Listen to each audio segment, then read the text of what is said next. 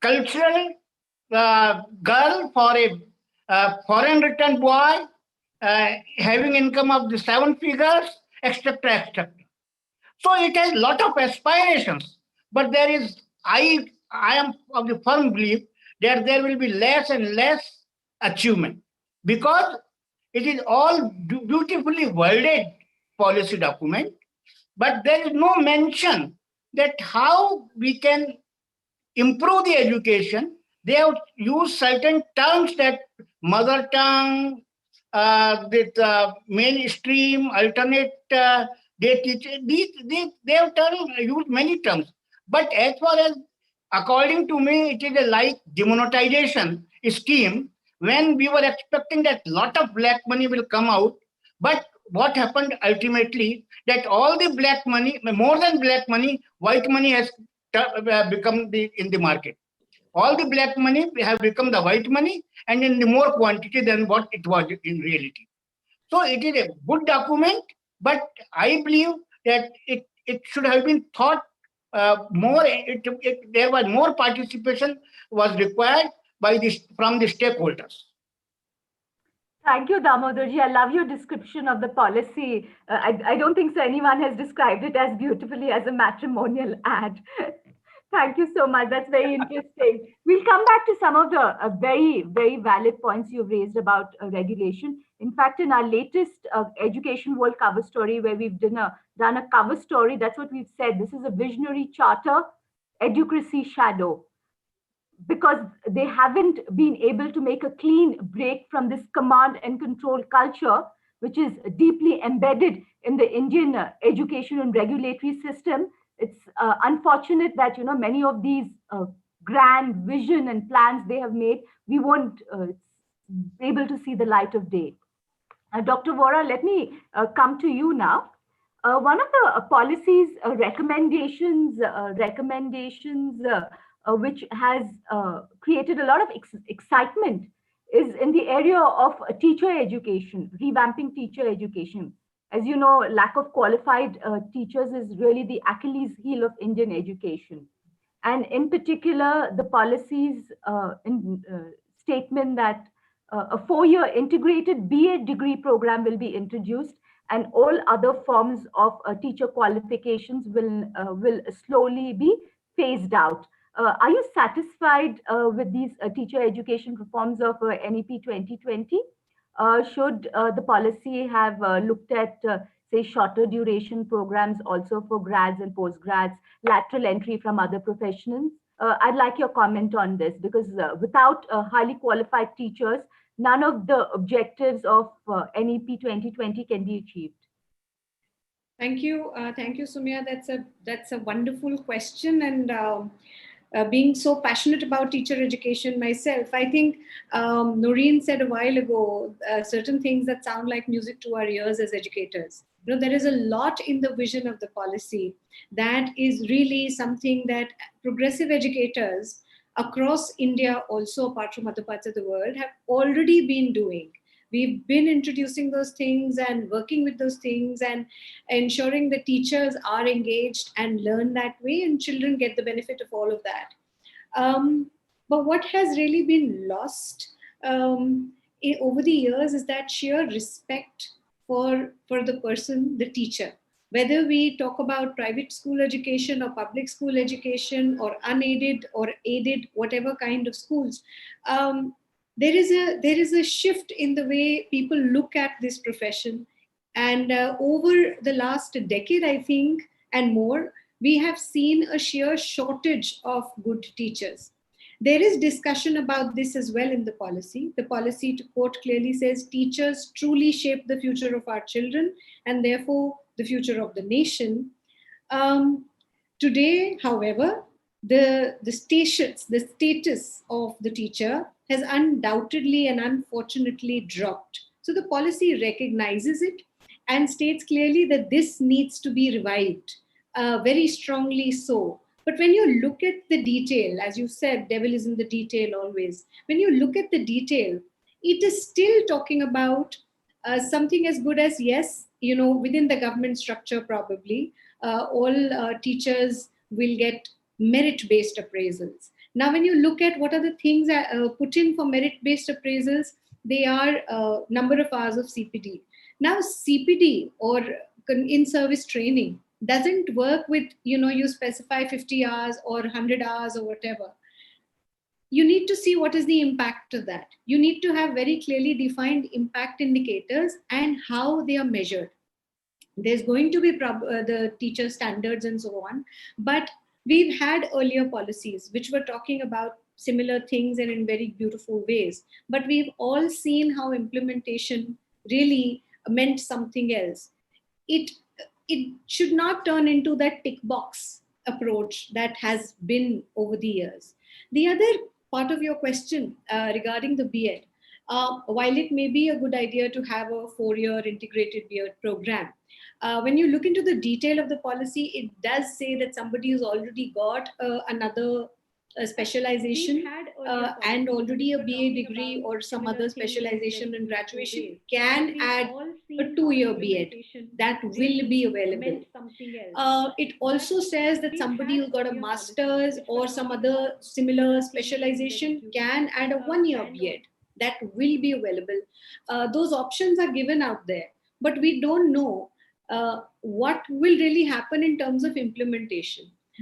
They have also included within the PhD program, certain education training will be made mandatory into systems. So all of that is given and proposed. But there is ambiguity, because while this is said, there is also something very clearly said which says that the minimum qualification to join as a teacher will be the 4-year. Yeah, absolutely. So which one to agree? So supposing somebody is a PhD, what does that person do? As you said, lateral entry. I myself as an educator was a lateral entry into this field. I started with higher education, had a PhD and other things, and then later moved into school education. So then I did the B.Ed. And 2 years, doable. But will that be there, not there? So there's this confusion within the policy. We are yet into this field. I started with higher education, had a PhD and other things, and then later moved into school education. So then I did the B.Ed. And we can't hear you, Dr. Vora. We can't hear you. Will that be Can you just check? We can't hear you, please. Confusion within the policy. Is it audible? Yes, yes. Yeah. You're good now. Yeah. If you can just repeat the last sentence. Yeah. So I'm just saying that, see, there is an ambiguity, and we are yet to see how the education boards, the NCERT and other bodies will finally translate this. When you look at the policy deeply, whether it is for teacher education or as Sir very clearly mentioned, for private and public sector, while the policy acknowledges that yes, lots of private schools are there and philanthropic private schools are doing good work, it also says that for-profit private schools should not be doing X, Y, Z. What is the way to assess which one is a purely for-profit private school and which one is not? How do they categorize? They have identified that there are a lot of teacher education standalone institutes who are providing teacher education degrees which are not at all reliable. And as school leaders, I think, or anybody who's run a school in India very well knows that we completely rely on training teachers on our own rather than any kind of, we have to follow regulatory systems. So therefore we appoint teachers who have a B.Ed. But we know that it does not mean that they know whatever is covered in that B.Ed curriculum. Unfortunately, that's a fact and everybody knows that. But then they're talking about stringent standards. They're talking about giving to these standalone institutions a lot of support in terms of they will have departments of English and science and mathematics and so on, apart from education. How much will that be possible for the kind of standalone teacher education institutes we have? How much of bureaucracy and other kinds of control will interfere with actual on-ground implementation? And what kind of teachers in terms of subject knowledge are we looking at in the future then?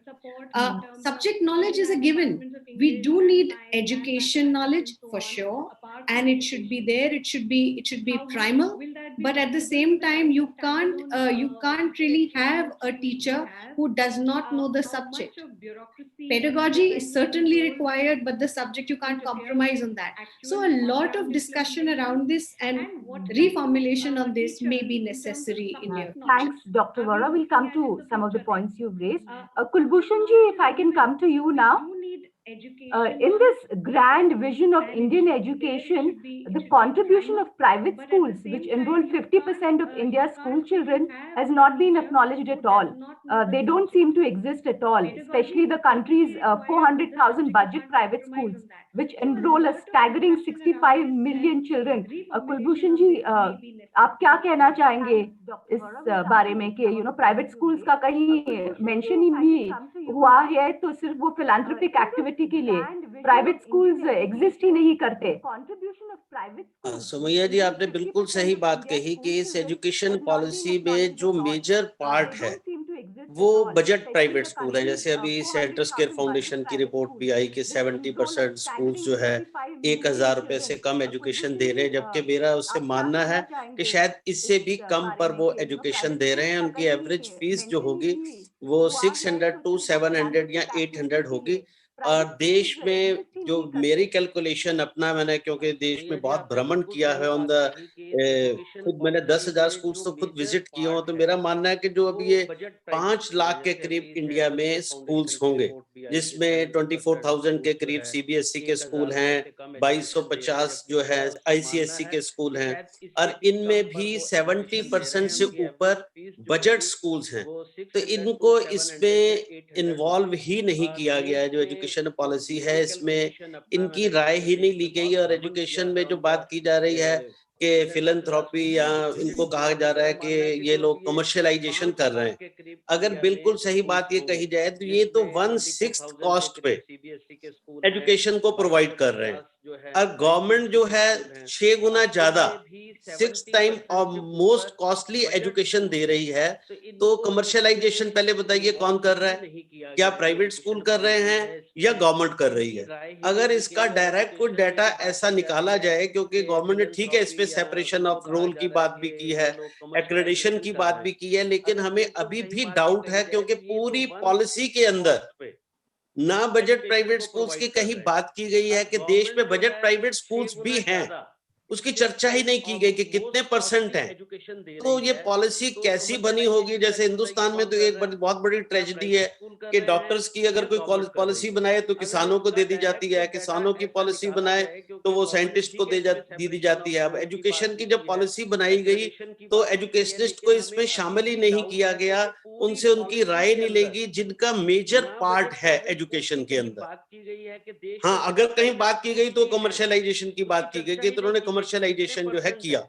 जो लोग 500-600 रुपए में education दे रहे हैं उनको कहा जा रहा है कि वो कमर्शियलाइजेशन कर रहे हैं, और जो 6,000-10,000 रुपया पर मंथ पे खर्च कर रहे हैं उनको कहा जा रहा है कि वो बहुत अच्छी एजुकेशन दे रहे हैं. तो ये एजुकेशन पॉलिसी में जो बात की जा रही है ये गले उतर नहीं रही.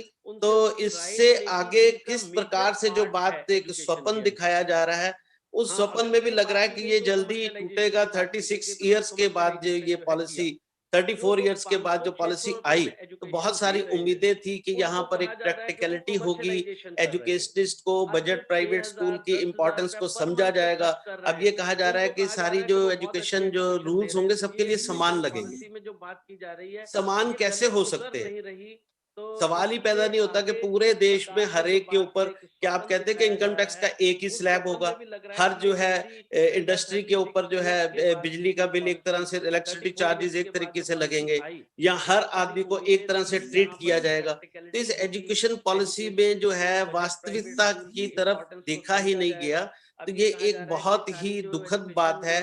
और इसका रिजल्ट क्या आएगा? क्योंकि देश का एक एक बच्चे को जो इस एजुकेशन पॉलिसी की जरूरत थी, अच्छी एजुकेशन पॉलिसी की, तो मुझे जो निसा के पॉइंट ऑफ व्यू से और बजट प्राइवेट स्कूल के पॉइंट ऑफ व्यू से, या बजट प्राइवेट स्कूल की टीचर्स की पॉइंट ऑफ व्यू से, जैसे अभी कुछ व्यूअर्स ये कह रहे हैं कि नेशनल पे कमीशन जो है टीचर्स को मिलना चाहिए, तो इस पॉलिसी के हिसाब से कैसे मिलेगा? और सबसे बड़ी चीज है कि इस पॉलिसी में ये स्कूल सरवाइव कैसे करेंगे? ये एक बहुत बड़ा इशू है जिसको एड्रेस ही नहीं किया गया. तो मुझे तो लगता है कि ये पॉलिसी जो है और जिस हालात में इसको पास किया गया, डिस्कशन भी प्रॉपर नहीं की गई, और ना ही जो है बजट प्राइवेट स्कूल्स को जिनका मेजर रोल था 70-80% जो इंडिया में एजुकेशन कैटर कर रहे हैं, उनको कहीं पर भी ना उनसे बात की गई, ना उनकी बात को समझा गया, ना उनकी बात को समझने की कोशिश की गई। तो मुझे तो इस एजुकेशन पॉलिसी में, क्योंकि जो हम बैठकर कभी भी वेबिनार्स में बात करते हैं वैसे बात करते हैं, जो अच्छे स्कूल्स हैं, बेटर स्कूल्स हैं, उन पर तो बेटर अपॉर्चुनिटीज हैं, वहां पर पेरेंट्स के पास भी बेटर अपॉर्चुनिटीज हैं, वो अपने बच्चों को अब्रॉड भी भेज सकते हैं, वो अपने बच्चों को आईबी स्कूल्स में भी पढ़ा सकते हैं, अच्छे स्कूल्स में भी पढ़ा सकते हैं। लेकिन 80% स्कूल्स को जो एजुकेशन पॉलिसी 21st सेंचुरी की बात कर रही है, टेक्नोलॉजी की बात कर रही है, वो किस प्रकार मिलेगी, ये इस एजुकेशन पॉलिसी में कहीं डिस्कस ही नहीं किया गया। उल्टा प्राइवेट स्कूल्स को प्रॉफिट की, मैं तो कहता हूं प्राइवेट स्कूल्स को प्रॉफिट के लिए आप डिक्लेयर कर दें। और दूसरा, प्राइवेट स्कूल कहा जा रहा है, जबकि स्कूल पब्लिक है सुमैया जी। जब हमें रिकॉग्निशन मिलती है तो पब्लिक के नाम से मिलती है। अब प्राइवेट स्कूल, अगर आप इनको प्राइवेट कहते हैं, तो दुनिया में जो भी प्राइवेट है वो तो प्रॉफिट कर सकता है। फिर आप इससे क्यों कहते हैं कि आप प्रॉफिट नहीं कर सकते? अगर आप प्राइवेट कहते हैं तो प्रॉफिट अलाउ करें। और इनको जो मान्यता मिलती है, रिकॉग्निशन, वो पब्लिक के स्कूल्स के नाम से मिलती है। तो इस पॉलिसी में इन सारी चीजों को कहीं पर भी एड्रेस नहीं किया जा गया, जो हमारे लिए एक बहुत बड़ा कंसर्न है। आने वाले वक्त में देश के बच्चों के ऊपर इसका बहुत प्रभाव पड़ेगा। इसका वो जो बेनिफिट सोचा जा रहा है, वो बच्चा, जब देश के अंतिम बच्चे को वो बेनिफिट नहीं मिलेगा, तब तक वो एजुकेशन पॉलिसी को हम बेटर नहीं कह सकते। इस पे कुछ अच्छी बातें भी हैं, वोकेशनल स्टडी की बात की जा रही है, आप रोड लर्निंग से हटकर बात कर रहे हैं, एक्सपीरियंशियल एजुकेशन की बात की जा रही है, वो भी बात अच्छी है। जैसे अभी एक मैंने पढ़ा कि किसने कहा कि बेंगलोर में आप मदर टंग को कैसे डिस्क्राइब करेंगे, कि बेंगलोर के अंदर जो सिटी है उसमें तो मदर टंग जो है हो सकता है हर व्यक्ति की अलग अलग हो। और आप हिंदुस्तान में अगर मदर टंग की बात करेंगे, एवरी 20 किलोमीटर के बाद मदर टंग बदल जाती है। तो आप कैसे मतलब कि इस एजुकेशन पॉलिसी का जो ये ढांचा बनाना चाह रहे हैं और इससे रिजल्ट लाना चाह रहे हैं, इस पे बहुत ही संदेह जो है इससे दायरे में है। इसमें और अभी मंथन करने की शायद जरूरत है, और आनंद फानन में इसको कोविड के टाइम पे पास कर देना मुझे लगता है कोई उचित निर्णय नहीं है। ओके, थैंक यू कुलभूषण जी। हम वापस आएंगे आपके कुछ ख्यालात पूछने के लिए दूसरे एस्पेक्ट्स में। Nureen, if I can just come to you now again, Nureen. The impression, everyone seems to be getting, a lot of educators whom I've spoken to, is that the policy seems to want to standardize a lot of things in K-12 education. And it seems to believe that, highly qualified educational school principals, people who have promoted these schools at vast amounts, know nothing about education. And that the setting of standards, monitoring, regulation, everything needs to be done by government set up regulatory bodies. If you could comment on that, and also what do you see as like a big miss of NEP 2020 for school education? Thank you so much for the question. Firstly, I'm going to start with the big miss. Sure. Right? Or should I show you a blank page? But basically, page 33, the last point in the NEP on school education, it says, finally, the children, adolescents enrolled in schools must not be forgotten in this whole process. After all, the school system is designed for them. It goes on to talk about child safety. I think the policy, just by reserving one paragraph at the end, was like, by the way, I think that was a big miss, because I think that's absolutely critical. Children's welfare and well-being has to be central, because I think it's the social and emotional well-being which we need to address first, and everything else will follow. The second, really, I think, as Damodarji said, in this entire matrimonial, somebody forgot about private school educators. And as you mentioned, over 50% of children in India go to private schools. This is a country which has delivered a massive mandate for Prime Minister Modi twice. Clearly, we recognize the value of good leadership and good decisive leadership, right? So I think it's a bit strange that on the one hand, we're talking about the need to attract the best and the brightest. The other hand, we're basically saying somebody is going to tell you why you've set up the school in terms of the philosophy and the vision of the school. Somebody else is going to basically tell you what you're going to teach, when you're going to teach, the education approach that you're going to use, how you're going to assess. And the textbooks are going to be, as I mentioned earlier, they're going to be locally sourced. I mean, the text schools like mine, we don't even use textbooks until grade 6, right? So to take away the freedom from a teacher who understands the child the best, and from an educator who has come up with a vision, who's co-created an educational institution and brought together different stakeholders, sort of, through a minefield of regulations of the very negative perception of educationists, particularly private school educationists, there has to be some reward for the entrepreneurship. There has to be some recognition for the risk that private school educators are taking, and some recognition for the fact that what is failing our country today is our public school education system. When 60% of the people from the poorest sections of society are sending their kids to private schools and paying a fee for it, in a country like India where the net worth of the average Indian is no more than 7 lakhs, we clearly don't even have enough funds. We don't have enough people with the ability and the willingness to bring in philanthropic funds. So I don't understand this whole sort of distrust towards private school educators, particularly when parents are basically talking with their wallets and they're basically walking away from government schools to private schools. So why suddenly is this government school system, you're basically changing the names? I appreciate the fact that we are segregating the policymaker from the operator, the funder, and the accreditation authority. I really appreciate that, because I think it'll take away some conflict. But what I don't appreciate is the feeling and the perception that private school educators are just here to make money.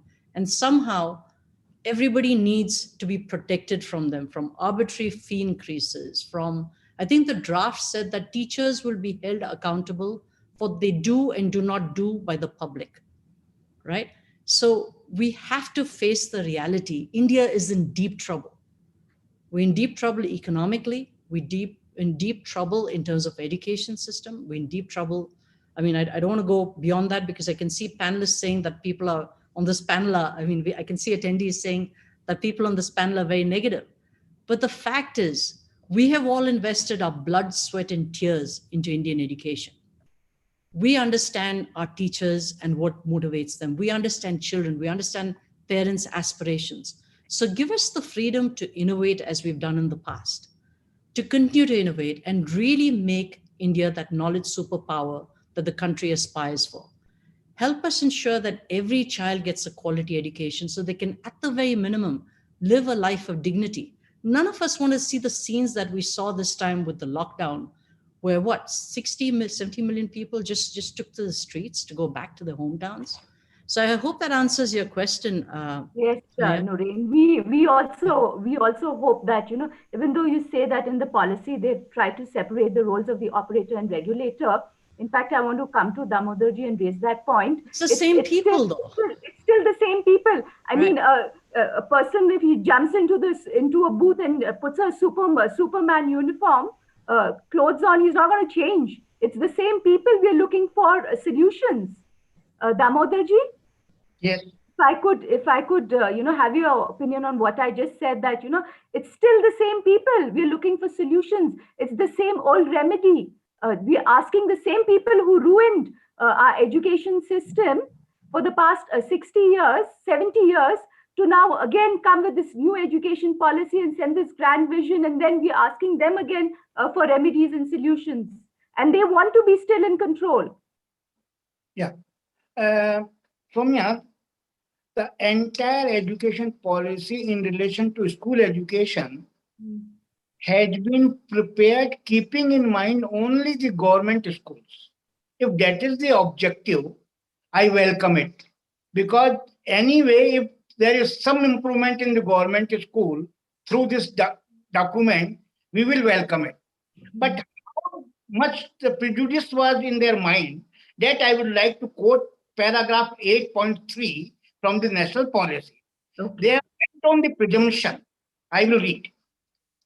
the current regulatory regime also has not been able to curb the commercialization and economic exploitation by parents by many for-profit motive private schools, yet at the same time, it has also too often inadvertently discouraged public-spirited private philanthropic schools. There has been far too much asymmetry between the regulatory approaches to public and private schools, even though the goal of the both type of schools should be the same to provide quality education. But they should stick to their statement that the goal of the both kind of schools should to provide the quality education. So first they have to assess whether the government schools are able to provide quality education. And number two, the very important thing is that when the government is allowing private investment in every sector, including the defense sector, including the airports, including railways, then why you are treating education as a holy cow? No, it's untouchable for the private people. And if you want to do, you have to just give the green grass to the holy cows, and your role is only to provide green grass to these holy cows so that we can milk it. So that is wrong approach. Number two, the most important thing is that I would like to clarify that there is no strict direction or mention that we have to teach only in mother tongue. They have said wherever possible. So we need not to get scared. The word has been very, very consciously used wherever possible. So it is left to the children, and I hope they are well aware with the judgment of the Karnataka Schools Association, with choice of language. Case. Yeah. So that is why they have not done. But the most important thing is that if we want to improve the education, or we are only interested to improve the school education provided by the government, they have to be clear in their mind that what is their objective. Now, more and more infrastructure is required for the private schools, for the schools. I should not say private schools. Here in Rajasthan, recently the government has planned to open 2 English medium school on the lines of the private school in each city. How many children they will be able to cater? 2 schools in a city of 50 lakhs population, they will be catering only 1,000 children. So are we going with the speed of that race? With that speed? So we will never be able to achieve the goal or dream to have a world-class education. We are the 21st century is also running or passing through with the fast speed. So we have to match with the speed in which the world is progressing. We can't think in terms of all these things. The only and only one thing which I saw in the entire policy, which is good one, that they have thought about allowing children to choose the stream at the class 9 level, which is the best proposition in the entire scheme. Because earlier what we were doing, we were giving all subject teaching and knowledge and which was required and may not be useful in their life up to the class 12, which is a child is attaining class 12 when he has attained the age of 18 years. So it is only one good thing which I have been able to find it. Okay. Thanks, Damodarji. Amrita, if I could go to you and quickly ask you to give what you think is the big miss of NEP 2020 in your opinion. Yeah, so I will just take it forward from where Noreen has left it, and Damodarji also. I think I completely agree with both of them on a lot of things. What is very, very evident is that while the policy talks about revamping teacher education, it also talks about the shortage of teachers in certain ways. It talks about the appointment of para teachers. It talks about quality education needs to be there for all. Very, very true, public as well as private schools. But para teachers are there, Shiksha Mitra hai, and the para teachers are running the entire school practically for a very large number of government-run schools in the system. So the policy does recognize this and does point it out clearly, and also says that this needs to be changed, and they will be no longer there by 2030. And that's the goal, that's the vision. But how is critical here.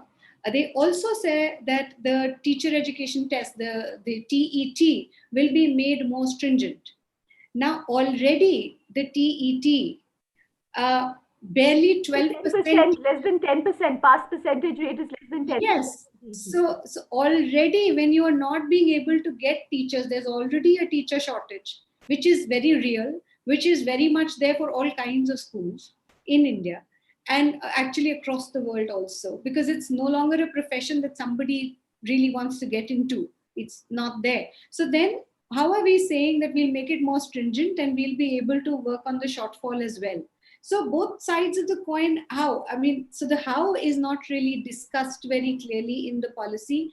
Maybe it is left to others to figure it out.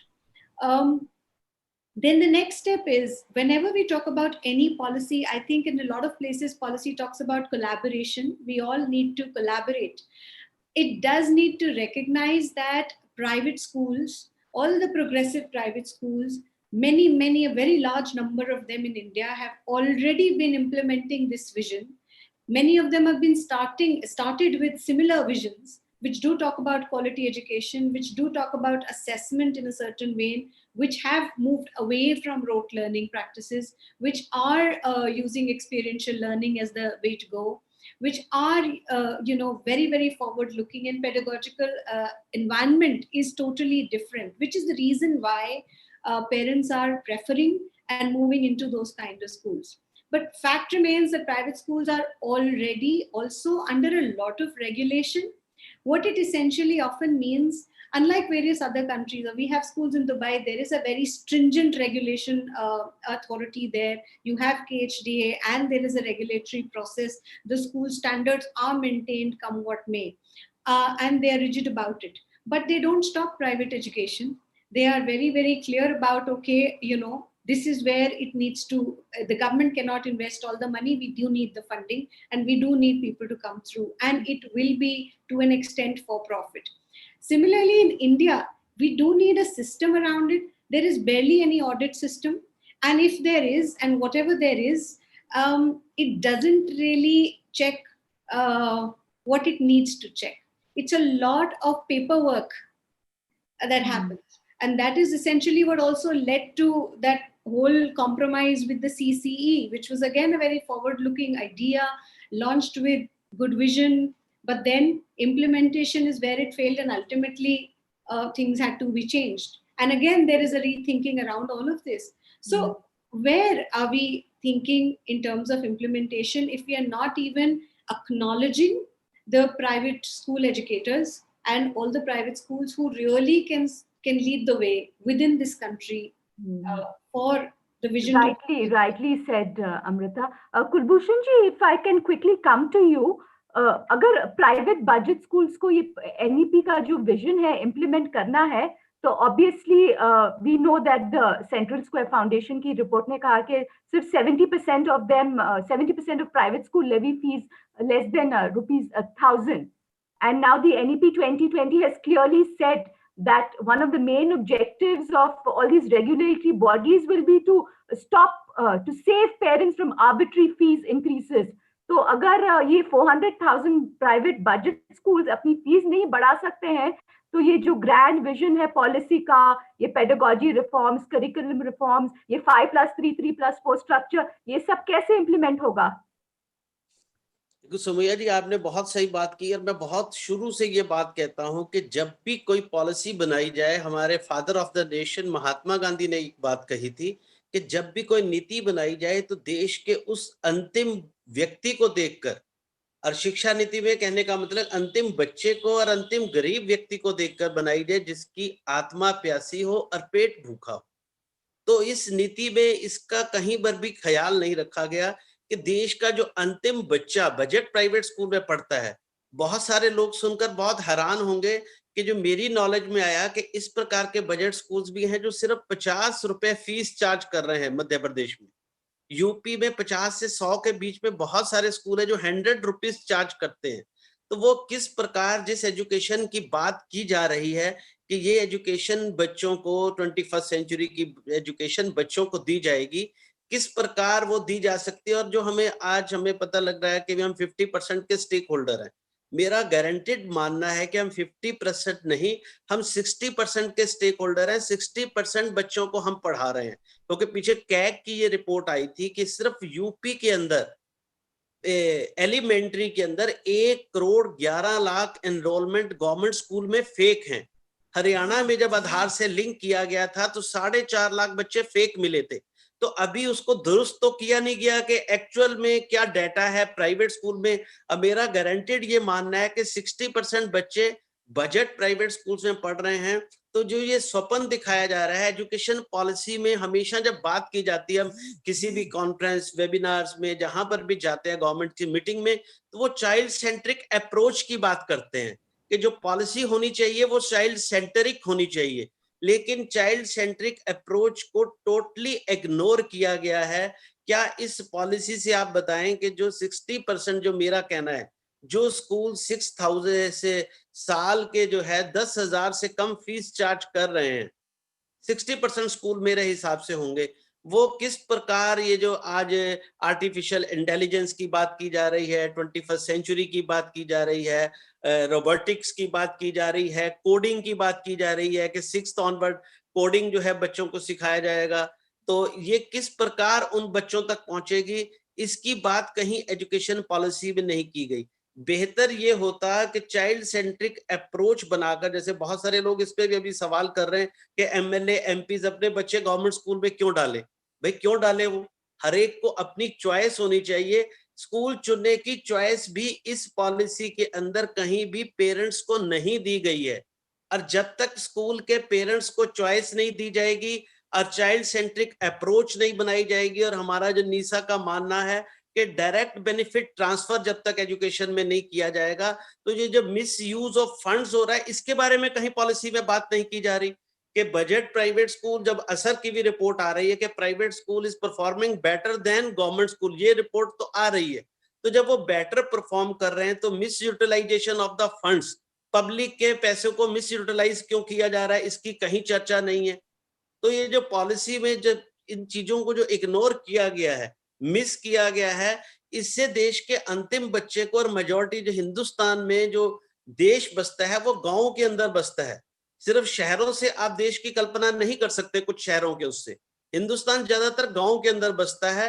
तो जो गांव के बच्चों को किस प्रकार से, या एक बजट प्राइवेट स्कूल में पढ़ने वाले लो इनकम ग्रुप के बच्चे को किस प्रकार चॉइस की एजुकेशन मिलेगी, 21st सेंचुरी की एजुकेशन मिलेगी, और किस प्रकार देश के टीचर्स जो हैं उनको अच्छी सैलरी मिलेगी, इसकी कहीं चर्चा नहीं की गई। उनकी रिस्पेक्ट की कहीं बात नहीं की गई, उनकी डिग्निटी की कहीं बात नहीं की गई। और जो बीएड का भी 4 साल के इंटीग्रेटेड कोर्स की जो बात की जा रही है सुमैया जी, उसके बाद भी गवर्नमेंट को अपने पर विश्वास नहीं है।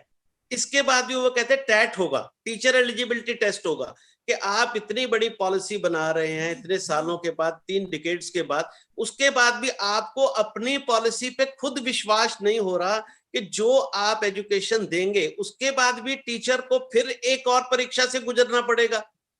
तो ये जो पॉलिसी है ये देश के अंतिम बच्चे को ना तो क्वालिटी एजुकेशन देने की बात कर रही है, ना उसको चॉइस की बात कर रही है, ना उसकी अपॉर्चुनिटी की बात कर रही है। रिस्पेक्ट बहाल होगी और किस प्रकार वो फाइनेंशियली भी एट पार आ पाएगी गवर्नमेंट स्कूल्स के टीचर के, उसकी भी बात इस पे नहीं हो रही। अगर ये चाइल्ड सेंट्रिक अप्रोच इस पे की जाती जिसकी हम बार बार मांग कर रहे हैं, तो शायद डायरेक्ट बेनिफिट ट्रांसफर एक बहुत अच्छा एक उपाय था, जिससे एक हेल्दी कंपटीशन क्वालिटी का आपस में होता, कि जब बच्चों के पास चॉइस होती, पेरेंट्स के पास चॉइस होती, तो ये इतना सारा जो ये ताम झाम करने की जरूरत, अरेंजमेंट करने की जरूरत पड़ रही है, कर रही है गवर्नमेंट, बात कर रही है, उसको करने की जरूरत ना पड़ती। ऑटोमेटिक एक हेल्दी कंपटीशन स्कूल्स के अंदर होता, और स्कूल्स को फॉर प्रॉफिट करने में भी क्या दिक्कत है। हम तो खुद कह रहे हैं कि एक तरफ स्कूल्स के ऊपर ब्लेम लग रहा है, आप इन पे प्रॉफिट, इनके ऊपर टैक्स चार्ज कीजिए, और उस टैक्स को चार्ज करके आप एक फाइनेंस कारपोरेशन बनाए। अगर सरकार नहीं चलाना, इनसे टैक्स नहीं, प्रॉफिट नहीं करना चाहती, तो स्कूल से प्रॉफिट लेके एक फाइनेंस कारपोरेशन बनाए और उस फाइनेंस कारपोरेशन से उन स्कूल्स को दोबारा जो है लोन दे जो क्वालिटी में अच्छा काम कर रहे हैं, ताकि देश के अंतिम बच्चे को क्वालिटी एजुकेशन मिले। और यही एक बेहतर तरीका है जिसको पॉलिसी में टोटली मिस किया गया और कहीं एड्रेस नहीं किया गया। तो इसका रिजल्ट भी आने वाले फिर 20-30 साल के बाद दोबारा मंथन होगा। जैसे पिछली पॉलिसीज को जो है गलत कहा जा रहा है, फिर दूसरी जो सरकारें आएंगी इसको गलत कहेंगी, लेकिन नुकसान किसका होगा? देश के अंतिम बच्चे का जनरेशन टू जनरेशन नुकसान होगा, जिसको कहीं पर भी यहाँ एड्रेस नहीं किया, टोटली मिस किया गया है। चाइल्ड सेंटर्ड अप्रोच और गरीब व्यक्ति की अप्रोच को कहीं भी ध्यान में इस पॉलिसी में नहीं रखा गया, जो मिसिंग है total. Okay, thank you, Kulbhushan ji. I don't think so, Bhavin, we can do justice to the NEP 2020 in 1 hour, but I think we've done well. We've presented a wide diversity of perspectives. Over to you. I can see a lot of comments. A lot of them are saying that, you know, we're being very negative and we should give the policy time to be implemented. It's going to happen slowly, like everything in India. Bail gaadi ki tarah, hum bhi jayenge. True. But over to you, Bhavin, to take questions. And of course, if you'd like to make any comment on what we've discussed, more than welcome. Soumya, with the House of Scholars and you being the monitor, probably I think let me be taking some liberty of doing some mischief in this classroom and allow my sarcastic nature to reply, right? Most importantly, this policy is, you see, government is very foresighted, you know. People don't acknowledge that. It's very intelligent. The timing of the policy is such where center and state both have no money and all the budgets have been slashed and nothing is going to come in anyone's kitty after COVID and post-COVID. The kind of allocations they've already, center has told the states, don't ask for budgets. We're going to slash your budget nearly to 60-70%. So I should salute government on the best timing that they have chosen, and they have really done good justice by bringing the policy during this time. Most importantly, why are we asking about the private education hero which is not present? Why do you want a hero? Because government is the heroine, and now is the day and date time of the heroine to see the role. But most importantly, there are very effective heroes in this policy. Namely, the number one hero is the Mr. SQAF, that is the School Quality Assessment and Accreditation Framework, followed with 3 major important people. And they are the CRC, that is the cluster head. You have the BRC, the block head. And then you have Mr. Diet, DIET, that is a district head. Now, with so many heroes already having, why do you need any private education's role to be coming here, right? So obviously they have included many other people who are going to take it. And most importantly, you've rightly said, you know, in fact, that point needs to be reiterated, that this policy, though it has come at the time of the COVID pandemic, and when Indian education is so severely hit and struggling to recover from this pandemic, there's no mention of this pandemic at all. An estimated 20 million children we're expecting to be drop out of school. We need to first bring them back into school. So while doing this, I think so one of our famous scientists who was thinking about making this policy was very impressed with a movie called 2.0. Have you heard of a movie called 2.0? That's the Rajnikant and Akshay Kumar's one of the famous movie, which was dubbed in 15 languages. Okay. And that's where they thought this multilingualism is going to be very easy, because if Rajnikant and Rajni sir can easily do it, probably multilingualism, anyone can speak multiple languages. Probably it missed to understand that how this is going to be implemented. Is it just going to be instructional, or it has a heavy component of assessing multiple languages and encouraging languages. So lastly, there is an effective, because not only private education was missing, but sports is missing. And that's where government knows very well how to play the chess game. You have not noticed saying there is an effective chess game embedded in it, where the center and state there is going to be an effective play between the center and state, how they are going to really do this chess movement. Each and everything which is mentioned in this beautiful document, we know that eventually it's going to be the state who's going to implement. And let me tell you, center is going to be keep their head high, that how state is going to implement, we're going to see it. And that's where you have no clue that why sports is missing, because they want state and center to play the game. With this, let me open the house with a lot of these questions. And my first question goes, in fact, let me take it to Damodarji. In fact, Damodarji, you have many questions to be answered, but I'll try to distribute it to all the panelists. And this first question is on this efficient resourcing and effective governance through the school complexes.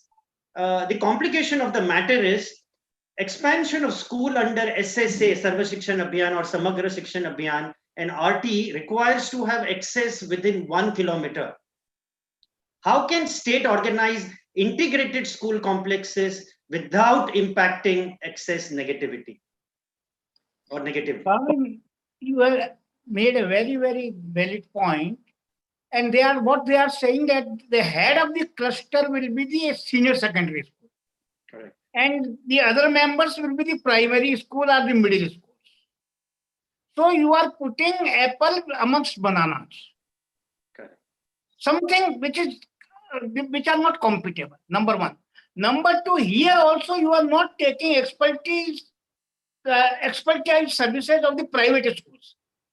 In fact, I have in writing offer to the government that we are ready to assist you in establishing the good English medium schools, but they have declined because everything they want to institutionalize.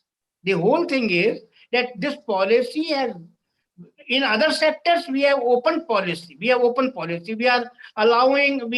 doing away with the bureaucratic systems and everything.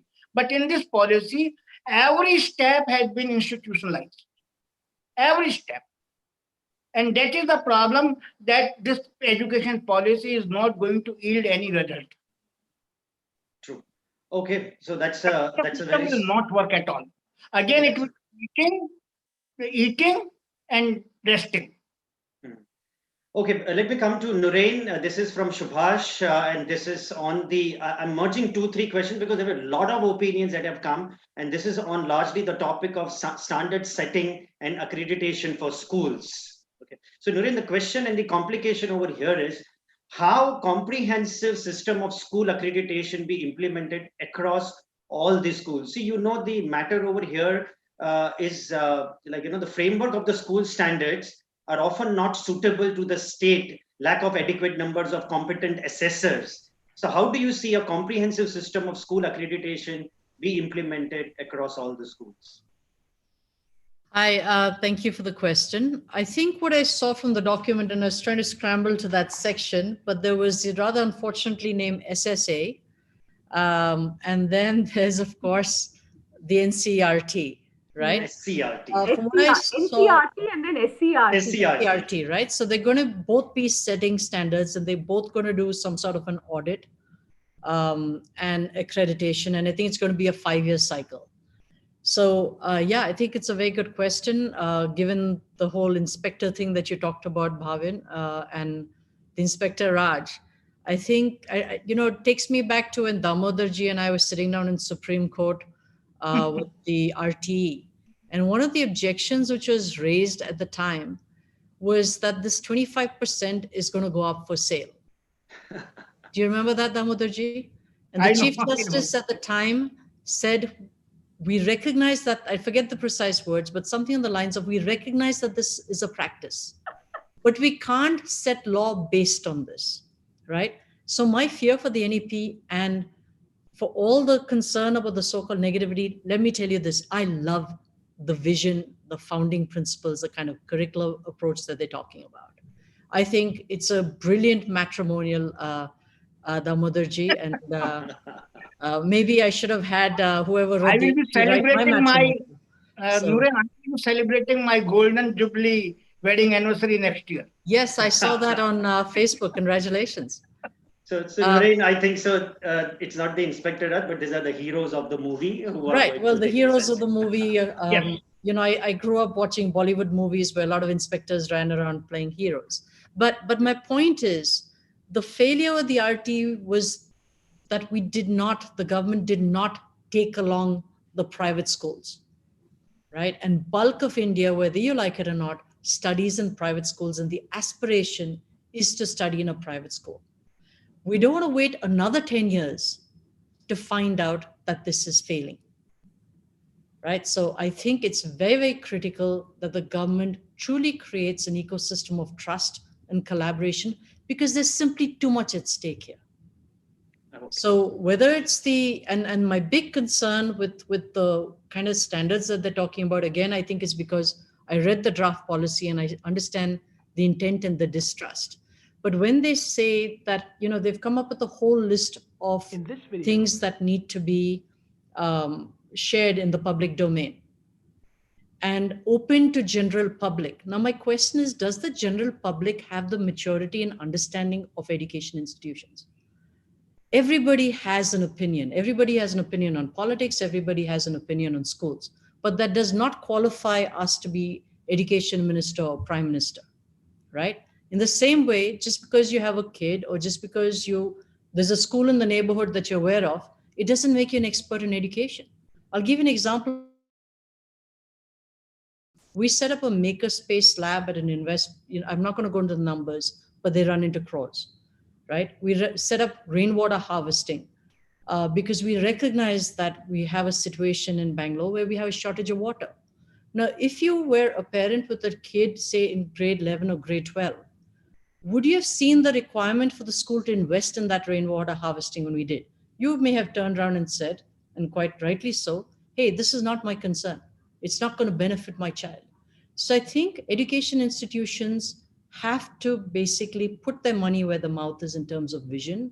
And equally, the government needs to do this, right? So let's not make the same mistake that we did with the RTE, with this us versus them approach. It benefits nobody. Okay, thank you very much, Naren. Thank you. Let me come to Kulbhushanji and then to Dr. Amrita. So I'll have 2 to 3 questions maximum. Kulbhushanji, the question is like this. How can schools be incentivized to participate in evaluation, that is internal and external, and utilize the feedback report to plan for continuous improvement? बहुत सारे budget school के अंदर ये जो internal और external assessment की बात कर रहे हैं, ये किस तरह से इसको असेसमेंट किया जाए? क्या private budget schools what do you want private budget schools, how there could be an assessment done so that their continuous improvement of quality happens? भावन जी, मैं तो बहुत स्पष्ट ये असेसमेंट्स के जो ये पैरामीटर्स हैं इनके उसमें नहीं जाना चाहिए कि क्या पैरामीटर्स होने चाहिए। जैसे आपने भी कहा कि इंस्पेक्टर राज है, करने वाला कौन होगा, किस प्रकार से करेगा। तो ये असेसमेंट्स हम जब रिकॉग्निशंस के प्रोसेस से गुजरते हैं तो वहां पर भी एक असेसमेंट होती है कि स्कूल की, उसकी इंफ्रास्ट्रक्चर की असेसमेंट होती है, उसकी क्वालिटी की, उसकी हर चीज की असेसमेंट। तो उस सारे पैरामीटर्स को हम जानते हैं कि असेसमेंट किस प्रकार से होती है और कैसे उसको अप्रूव किया जाता है, कैसे उस पर मार्क्स मिलते हैं और कैसे आदमी गो थ्रू उससे आगे हो जाता है।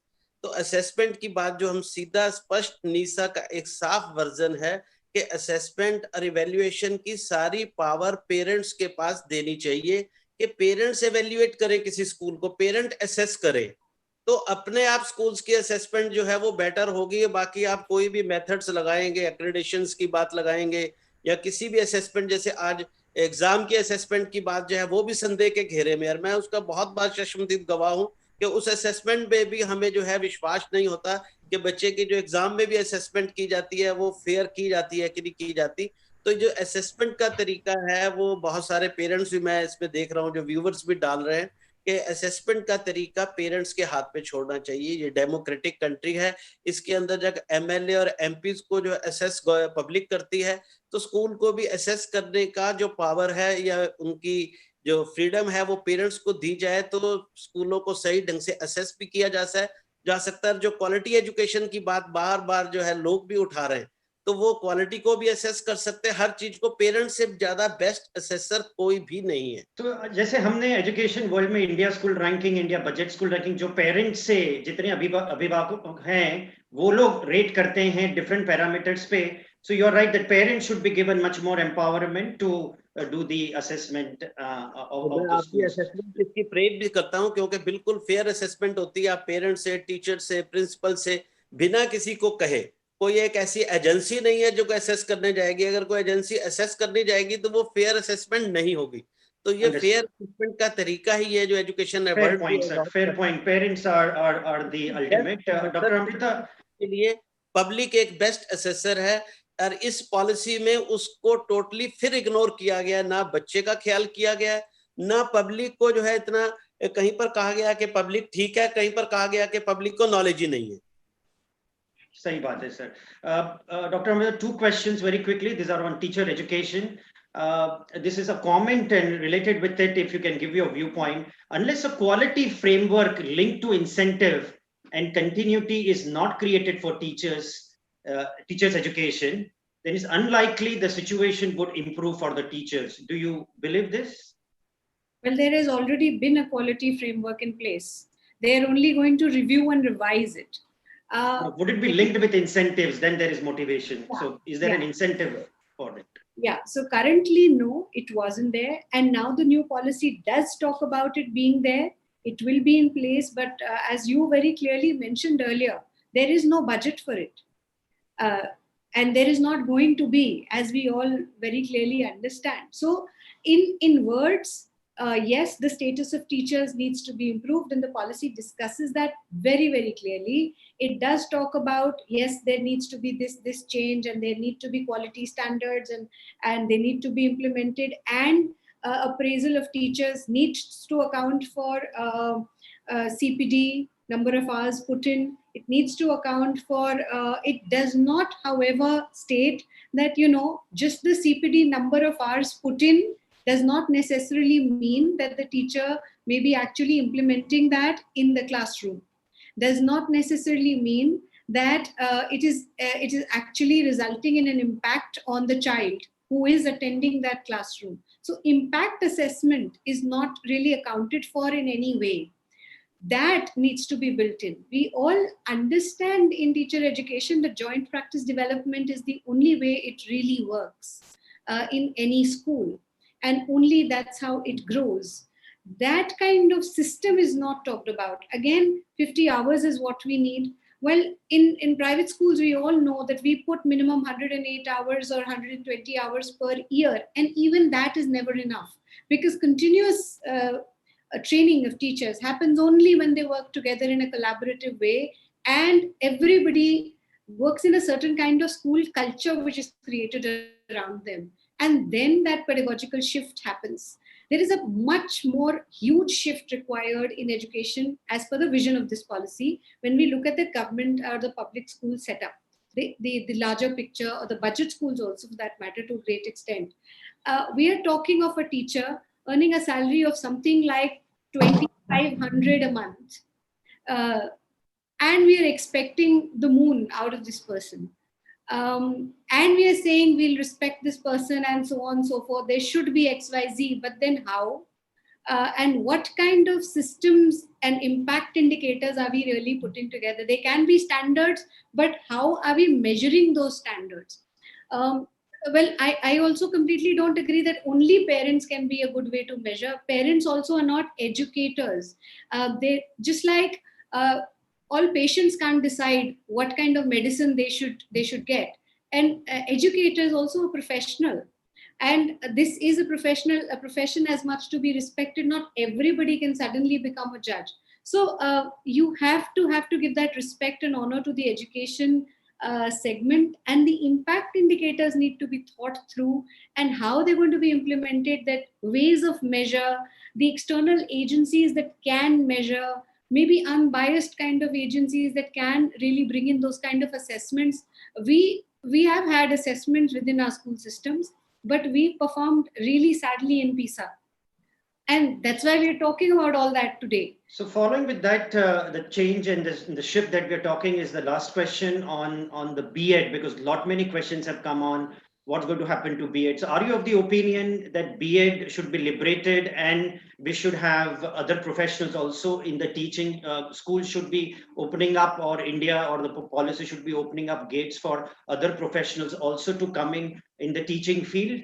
Definitely, definitely. I think any progressive country where education's really flourished has done that. And that's one very important thing to be done, because at the end of the day, the teacher is the person imparting knowledge, has to have subject knowledge and clarity on whatever they're teaching. If they are supposed to ignite interest, ignite that spark, help children innovate, think creatively, they first of all have to have a bandwidth of thinking like that, of researching on that subject to a great extent, and then they'll be able to impart that. Alongside, they need pedagogical training, which has to be done, and practical aspects of it rather than theory are way more important. So they need to be considered instead of thinking, oh, we need a 4-year or a 5-year or a 3-year, what kind of structure to it. There's already a structure. We just need to implement it more appropriately. So I hear your clear voice about having also professionals joining in this teaching field.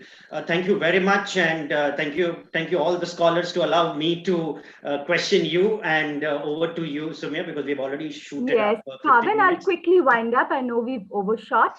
Just to conclude, I think we all are in agreement, all our panelists, including myself and even you, Bhavan, that NEP 2020 is an amalgam of high rhetoric clouded by implementation uncertainty because of its conspicuous failure to make a clean break with bureaucratic control and command. Also, the elephant in the room is the budgetary allocations required to implement this policy. In 1966, the Kothari Commission said double public spending on education to 6% of GDP. In 1986, NP said the same. 34 years later, NEP 2020 is saying the same. It shouldn't be 34 years later, a new policy says the same. Now is the time more than ever, when Indian education is struggling to recover from the blows of this deadly pandemic, that we need to keep the pressure of public opinion on the government to raise public spending on education to 6% of GDP to realize this grand vision. And most importantly, I think the time is now also for the NEP 2020 to course correct itself and take on board this country's greatest asset, which are our private schools, and take them on board and acknowledge their contribution and seek their support and cooperation to implement this grand vision. Over to you, Isha.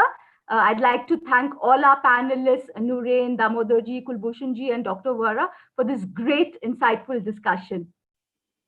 Thank you. Thank you. First of all, on the behalf of Mindler and all the participants who've been listening to you, I've been listening to every word, and I also read a lot of comments, but I must say this was much needed. It's because we say India is a democratic country, freedom of speech, number one, and constructive criticism is very important, is the backbone of society. So it's constructive criticism is very important. And it's not that you are saying the last word as far as education policy is concerned. You're also raising your concerns. You're saying that great, as Nurain said, it looks like a beautiful vision document. We will only wait and watch that it is implemented in the right spirit and we take all the stakeholders along. Thank you, Sumaya, for being with us. Bhavin, as usual, thank you. Can't thank you enough. Kulbhushanji, there was a very much needed thought required from the last mile and the last student who needs to be touched. Damodarji, very practical, is the government and private part, and Dr. Amrita, purely from a teacher's perspective, beautiful thoughts, and Nurain, can't thank all of you enough. We are deeply indebted for you to spend quality time, precious time, all of you. And participants, I'm taking the opportunity to thank them on your behalf. Over to Isha. Thank you so much. Yeah. Thank you so much, Bhikshitji, for this opportunity. Thank you. Thank you Thank so much. Thank you so much, PD, for thanking everyone. And the chats are just going on and on. Everyone has enjoyed themselves. They want to interact more. So it's been a thoroughly engaging session. Everyone has absolutely enjoyed themselves. So thank you so much to all of you for joining in today. Thank you, Sumya, Bhavin, and all the panelists for joining in. I would also like to thank all our attendees. I would like to thank all the attendees who've been attending for the past 2 days for like 10 hours on each day. So thank you so much for joining in. It's been a pleasure to have all of you. And we look forward to staying in touch with all of you. Isha, I'd just Yes. like to end on one very positive note. Please, Yeah. all panelists, please understand, we are eternal optimists, all of us, including our great panelists, okay? In fact, they are the ones who are going to make the last impact and the social impact, each one of them. So we are all optimists. However, we are also trained to give constructive criticism. All right. Thank you so much. Thank you. Thank you. Thank you. Thank you. Thank you very much. Thank you all. Thank you very much. Thank you very much. Thank you. Thank you. Bye-bye. Bye. Bye.